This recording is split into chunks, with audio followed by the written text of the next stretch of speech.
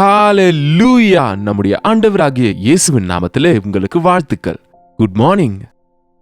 இன்னொரு ஞாயிற்றுக்கிழமை ஆண்டவர் நமக்காக மரித்து உயிர்த்தெழுதலின் நாளில் நாம் எல்லாரும் அவரை ஆராதிப்பதற்கு ஆலயத்துக்கு போகிறோம். போறீங்களா? போங்க. சிறிய வசனத்தை தியானிப்போம். பரிசுத்தரே உமக்கு நன்றி ஆண்டவரே. இந்த நாள் ஆண்டவரே, அன்றைக்கு நீர் எருசலேமிலே பிரவேசித்து எங்களுக்காக சிலுவை தியாகம் செய்வதற்காய் நீர் செய்த தியாகத்திற்காக உம்மை துதிப்பதற்கு உம்முடைய அன்பை உணர்ந்து கொள்ளும்படிக்கு இன்றைக்கு எங்களிடத்துல பேசும்படிக்கு கிறிஸ்துவின் நாமத்தில் ஜெபிக்கிறோம் நல்ல பிதாவே, ஆமென். என்னங்க, உங்களுக்கு தெரியுமா, இந்த வெள்ளிக்கிழமைய குட் ஃப்ரைடேன்னு சொல்லுவாங்க, புனித வெள்ளி. அப்படின்னா இயேசு கிறிஸ்து சிலுவையில் அறையப்பட்ட நாளை ஞாபகப்படுத்திக் கொள்கிறோம். வருகிற ஞாயிற்றுக்கிழமைய ஈஸ்டர்னு சொல்லுவாங்க. சிலருக்கு அது புரியாம இருக்கலாம். அவர் மரணத்தை ஜெயித்து உயிர்த்தெழுந்த நாள். இந்த வாரம் முழுவதும், அதாவது இந்த ஞாயிற்றுக்கிழமையிலிருந்து வருகிற ஞாயிற்றுக்கிழமை வர The week that changed the world, உலகத்தின் நிலைமையே மாற்றின நாளாக குறிப்பிடுறாங்க. அதுபோல இந்த ஞாயிற்றுக்கிழமைய குருத்தோலை ஞாயிறு என்று நம்ம சபைகள்ல சொல்லுவாங்க, பாம் சண்டே. அப்படின்னா முதல்ல இயேசு கிறிஸ்து தீர்மானம் பண்ணிக்கொண்டு எருசலேமுக்குள் பிரவேசித்த நாள் இது. அவர் எருசலேமிலே பிரவேசிப்பதற்கு அவர் ராஜாவாக, அந்த எருசலேமிலே அவர் பிரவேசிப்பதற்கு அவர் தெரிந்து கொண்டது குதிரையை அல்ல, ரதத்தை அல்ல, ஒரு கழுதை குட்டியை. எவ்வளவு நல்ல தேவன்க! இப்போ கூட நம்மை அவர் தெரிந்து கொள்கிறார். மேன்மையானவங்கன்னு இல்ல, எந்த மேன்மையும் இல்லாவிட்டாலும், எத்தர்களா இருந்தாலும், அருவருப்பானவங்களா இருந்தாலும், பலவீனர் ஆனாலும், சக்தி இல்லாதவர்களா இருந்தாலும், அறிவீனத்தின் நிலைமையில் இருந்தாலும், நம்மை விடுவிக்க வேண்டுமென்று, ரட்சிக்க வேண்டுமென்று, நம்மை பயன்படுத்த வேண்டுமென்று, நம்மை உயர்த்தி ஆசீர்வதிக்க வேண்டும் என்று விரும்புகிற நம் தேவன் நமக்காக சிலுவையில மரித்தார். கர்த்தருக்கு சித்தமானால் இந்த வாரத்தில் நடந்த விஷயங்களை குறித்து நம்ம தியானிப்போம். இந்த ஞாயிற்றுக்கிழமை நடந்த விஷயம் மார்க்குவின் சுவிசேஷம் 11ஆம் அதிகாரத்துல பார்க்கலாம். பாருங்க. அவர்கள் எருசலேமுக்கு சமீபமாய் சேர்ந்து ஒலிவ மலைக்கு அருகான பெத்பகே, பெத்தானியா என்னும் ஊர்களுக்கு வந்தபோது அவர் தம்முடைய சீஷரில் 2 பேரை நோக்கி, உங்களுக்கு எதிரே இருக்கிற கிராமத்துக்கு போங்கள். அதில் பிரவேசித்த உடனே மனுஷர் ஒருவரும் ஒரு காலம் ஏறியிராத ஒரு கழுதை குட்டி கட்டியிருக்க காண்பீர்கள். அதை அவிழ்த்து கொண்டு வாருங்கள். ஏன் இப்படி செய்கிறீர்கள் என்று ஒருவன் உங்களிடத்தில் கேட்டால், இது ஆண்டவருக்கு வேண்டும் என்று சொல்லுங்கள். எனக்கு வேண்டும், தீர்க்க தரிசனங்கள் நிறைவேறும்படி இதோ உன் ராஜா சாந்த குணமுள்ளவராய் கழுதையின் மேலும் கழுதை குட்டியாகிய மரியின் மேலும் ஏறிக்கொண்டு உன்னிடத்தில் வருவார் என்று சகரியா தீர்க்கதரிசி உரைத்த தீர்க்க தரிசனம் நிறைவேறும்படிக்கு இங்கே எழுத்தின்படி அந்த ஞாயிற்றுக்கிழமை ஆண்டவர் எருசலேமில் பிரவேசித்த போது ஒரு கழுதை குட்டியை தெரிந்து கொண்டார். சீஷரை நோக்கி, எதிரே இருக்கிற கிராமத்துக்கு போங்கள். அங்கே கட்டப்பட்ட கழுதை இருக்கிறது. கட்டப்பட்டு இருக்காது. சாதாரணமா கழுதையை கட்ட மாட்டாங்க. அது கீழ்ப்படியாததானா, அடங்காததானா, ஓடிவிடும்னா கட்டி வைப்பாங்க. கழுதை தன் எஜமானின் முன்னணையை அறியும் என்று வேதத்துல இருக்குல்ல. ஆனா சில கழுதைகள் மூர்க்கமாக இருக்கும். எந்த மனுஷனும் அதன் மேல ஏறவில்லை, யாரையுமே ஏற விடல. ஏறுனா சறுக்கி விட்டுறது அல்லது பின்னாடி தள்ளி விட்டுறது போல. அப்படின்னா ஒரு கட்டுப்பாடு இல்லாத, கட்டுப்படுத்த முடியாத நிலைமையில இருக்கிற கழுதை குட்டி. அதை தேவன் தெரிந்து கொள்கிறார். அதை அவிழ்த்து என்னிடத்துல கொண்டு வாருங்கள். எவ்வளவு நல்ல தேவனுங்க! தேவன் நம்மை எவ்வளவாய் நேசிக்கிறாரோ உங்க வாழ்க்கையில நீங்க நினைக்கலாம், நான் உபயோகப்பட மாட்டேன், நான் பிரயோஜனம் இல்லாதவன், உபயோகமற்றவள், தேவன் என்னை பயன்படுத்துவாரா, தேவன் என்ன நேசிப்பாரா, தேவன் என்னை மன்னிப்பாரா? கட்டப்பட்டவர்களை விடுவிக்க தான் ஆண்டவர் இந்த உலகத்துக்கு வந்தாருங்க. சிறைப்பட்டவர்களை விடுவிக்க தான் இந்த உலகத்துக்கு வந்தாரு. ஏன் இந்த கழுதையை அவிழ்க்கிறீங்கன்னா ஒரு வார்த்தை சொல்ல சொன்னாரு. இது ஆண்டவருக்கு வேண்டியதா இருக்கிறது. இந்த காலை நேரத்தில் என்னுடைய சத்தத்தை கேட்கிற உங்களில் எத்தனை பேர் நீங்கள் ஆண்டவருக்கு வேண்டும் என்று நம்புறீங்க? தேவனுக்கு வேண்டும் என்றதுனால உங்களுக்கு தெரியாமலே இந்த செய்தியை நீங்க கேட்கும்படிக்கு ஆண்டவர் செய்திருக்கிறாரு. தேவன் உங்களை நேசிக்கிறதுனாலதான் தேவன் உங்களை இன்றைக்கு விடுவிக்கணும்னு ஆசைப்படுறாருங்க. எனக்கு தெரியாத எப்படிப்பட்ட கட்டுகளுக்குள்ள நீங்க இருக்கிறீங்கன்னு. கயிறுகளால் அல்ல, பலவிதமான பாவ கட்டுகளினால் இன்றைக்கு மனுஷங்க கட்டப்பட்டு இருக்கிறாங்க. சிம்சோனை கயிறுகளால் கட்டி அடைத்து வச்சிருந்தாங்க. பிசாசு இன்றைக்கு அநேக வாலிபரை ட்ரக் அடிக்ட்ஸாக செய்கிறான். குடிப்பழக்கத்துக்கு, புகைப்பழக்கத்துக்கு அடிமைத்தனப்படுவது, அநேகருடைய குடும்பங்களில பரிசுத்தம் இல்லாம வேறு பெண்கள் மேல் இச்சிக்கிற கணவர்கள், கணவரை ஏமாற்றுகிற பெண்களும் இருக்கிறாங்கன்னா இன்றைக்கு ஆச்சரியப்பட ஒன்னும் இல்லைல்ல. எந்த பிரச்சனை உங்க குடும்பத்துல இருக்கோ, எந்த பிசாசு உங்க இருதயத்துக்குள்ள புகுந்து உங்க வாழ்க்கையை கெடுக்கிறானோ, இப்படிப்பட்டவைகளால கட்டப்பட்டு அதிலிருந்து வெளியே வர முடியாம நீங்க புலம்பிக் கொண்டு இருக்கலாம். கடன் கடன் என்று எவ்வளவோ கடன் செய்து கொண்டேன், நான் நல்லா தானே சம்பாதிக்கிறேன்னு நினைக்கிறீங்க. ஆனா கடன் ஒரு பொறியாக மாறும்போது எத்தனையோ பேர் வெளியே வர முடியாத சூழ்நிலையில இருக்கிறத பாக்குறோம்ல. எந்த கட்டுகளுக்குள்ள நீங்க இருந்தாலும் இன்றைக்கு இயேசு ஆண்டவர் அன்றைக்கு கழுதை குட்டியை அவிழ்த்தது போல உங்களை கட்டவிழ்க்கணும்னு, நீங்கள் தேவனுக்கு வேண்டும் என்று ஆண்டவர் உங்களை பயன்படுத்த ஆசையோடு இருக்கிறார் என்ற விஷயத்தை உணர்ந்து கொள்ளுங்க. அந்த கழுதை குட்டியை அவங்க அவிழ்த்து கொண்டு வந்த போது என்ன ஆச்சுன்னு தெரியுமா? பாருங்க. அவர்கள் அந்த குட்டியை இயேசுவினிடத்தில் கொண்டு வந்து அதன் மேல் தங்கள் வஸ்திரங்களை போட்டார்கள். அவர் அதன் மேல் ஏறி போனார். அநேகர் தங்கள் வஸ்திரங்களை வழியிலே விரித்தார்கள். வேறு சிலர் மரக்கிளைகளை பறித்து வழியிலே பரப்பினார்கள். முன்னடப்போரும் பின்னடப்போரும் ஓசன்னா, கர்த்தரின் நாமத்தினாலே வருகிறவர் ஸ்தோத்திரிக்கப்பட்டவர், உன்னதத்திலே ஓசனா என்று சொல்லி ஆர்ப்பரித்தார்கள். இந்த கழுதைக்கா ஒண்ணுமே புரியலங்க. எல்லாரும் கழுதைய சீச்சின்வாங்க, துரத்துவாங்க.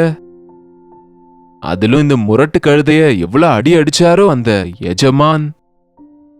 ஆனா இங்க வந்தபோது எல்லாரும் இத கௌரவப்படுத்துறாங்க. தங்கள் விலை உயர்ந்த பட்டு வஸ்திரங்களை கொண்டு வந்து இந்த கழுதை அலங்கரிச்சா, கழுதை கீழே நடக்காதபடி வஸ்திரங்களை விரித்து கொண்டிருந்தா அதுக்கு ஒன்னும் புரியலையாங்க. என்ன இது? எனக்கு எனக்கு என்ன இந்த கணம் ஏன் வந்ததுங்க? ஏன் வந்தது? எனக்கு அநேக முறை வேண்டான்னு சொன்னாலும் சால்வை போர்த்தும் போது நான் ஒன்றுதான் நினைத்துக் கொள்ளுவேன். அவங்க சால்வையை போர்த்துவது இந்த கழுதை இயேசாண்டவரை சுமப்பதற்கு. நான் கழுதைதான், நான் வெறும் கழுதைதான். கழுதையின் குணங்களை கொண்டு வந்தானா, ஆனா ஆண்டவரை சுமக்கிறேன். நான் அவருடைய சுவிசேஷத்தை சுமக்கிறதுனால எனக்கு இந்த மேன்மை வந்தது. ஆனா எந்த ஒரு கணத்துக்கும் எந்த மனுஷனும் தகுந்தவன் கிடையாதுங்க. தேவன் ஒரு நபரை பயன்படுத்தும் போது அந்த நபருக்கு மரியாதை வரும், கௌரவம் வரும். அநேகர் அன்பு காட்டுவாங்க. தேவ ஊழியர்கள்லாம் எத்தனையோ பேர் இன்றைக்கு ஆவலோடு இருக்கிறாங்க. அதை மிஸ்யூஸ் பண்றவங்களையும் அதை தவறாக சுயநலத்துக்கு பயன்படுத்துறவங்களை பார்க்கும்போது இதயத்துக்கு வேதனையா இருக்குங்க.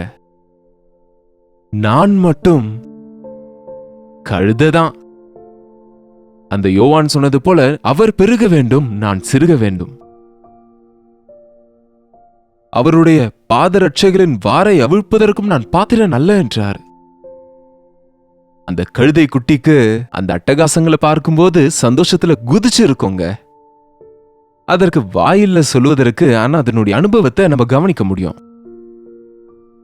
அந்த கழுதையின் மேல வஸ்திரங்களை போர்த்து அந்த கழுதை குட்டியை கீழே தரையில நடக்க விடாம அந்த பக்கமும் இந்த பக்கமும்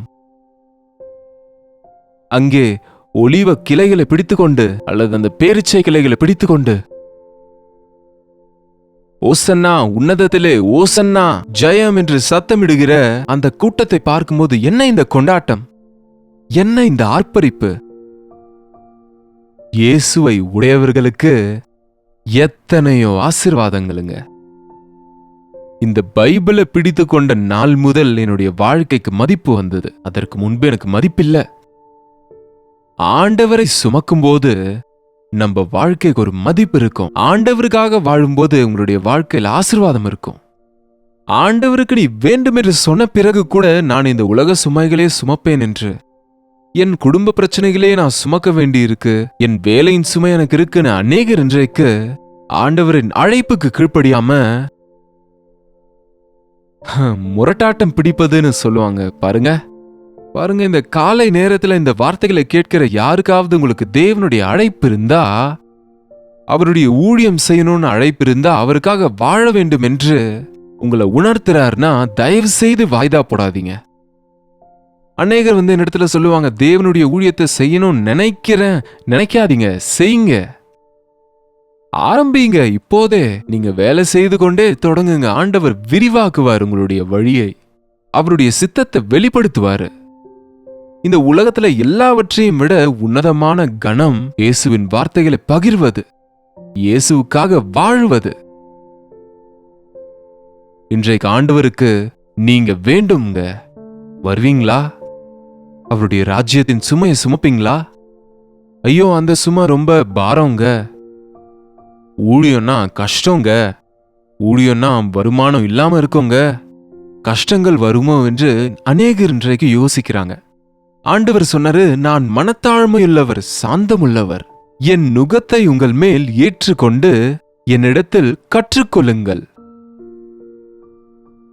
அவருடைய நுகத்தை சுமக்க சொல்லுகிறார். நுகம்னா இந்த எருதுகளை நுகத்துல கட்டுவாங்கல்ல, ஒரு பக்கம் ஒரு எருதும் இன்னொரு பக்கம் இன்னொரு எருதும் என்று.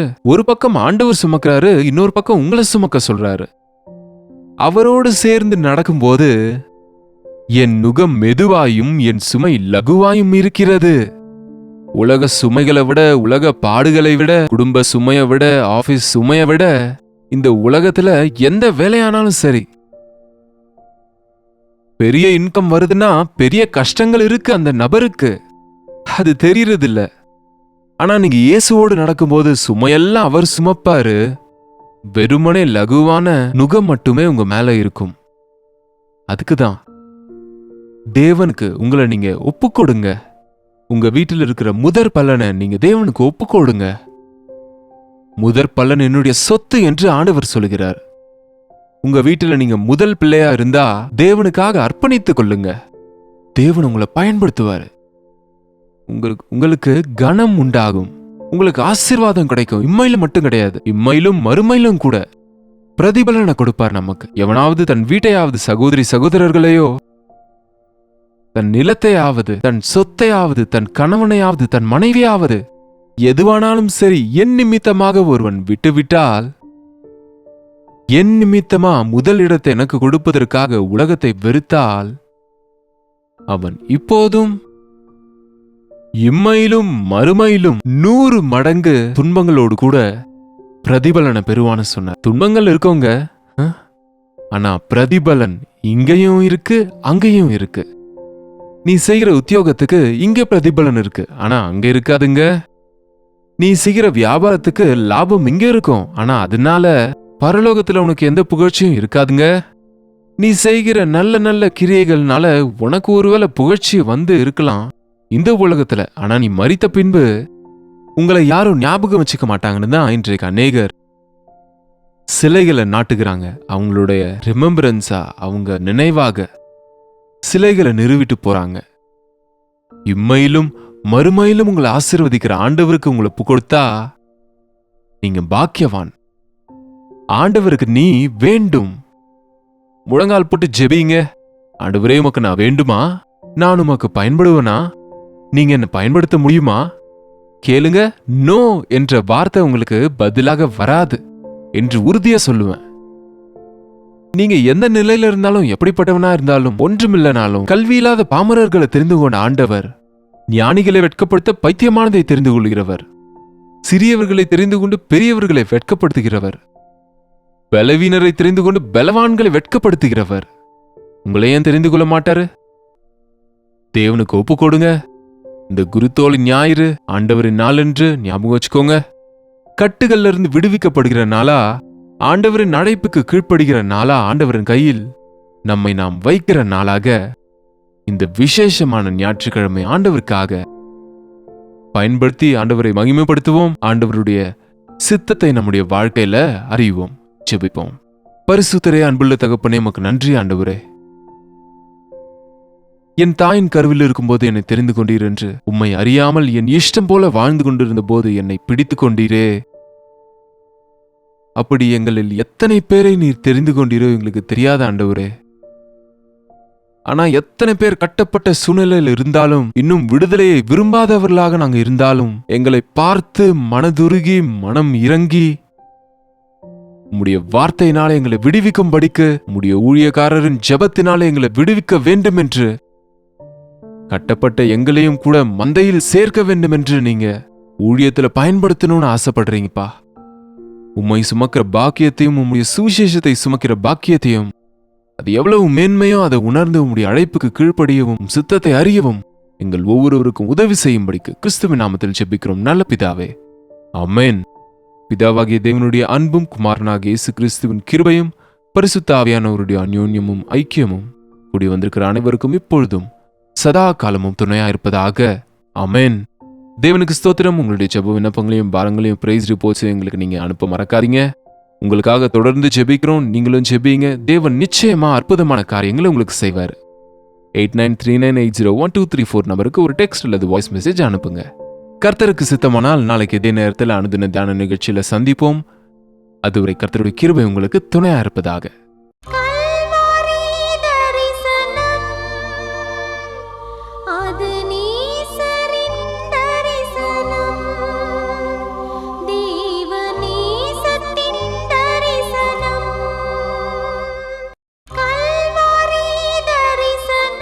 ஒவ்வொரு நாளும் வசனம் தியானிப்பேன், ஒவ்வொரு காலையிலும் உம்மை சந்திப்பேன். ஒவ்வொரு நாளும் வசனம் தியானிப்பேன், ஒவ்வொரு காலையிலும் உம்மை சந்திப்பேன். என்னோடு பேசும் தெய்வம் நீ, இன்றும் என்னோடு பேசிடும். உம் வார்த்தை ஜீவன் உள்ளது, இன்றே என் வாழ்வை மாற்றிடும். அனுதின தியானம்